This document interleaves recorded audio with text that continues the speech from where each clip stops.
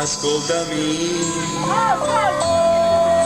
senza interrompere. È tanto tempo che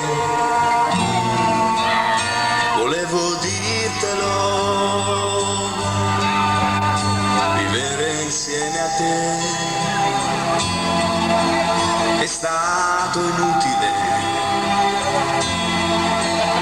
tutto senza allegria, senza una lacrima, niente da aggiungere né da dividere. Nella tua trappola ci son caduto anch'io, avanti il prossimo,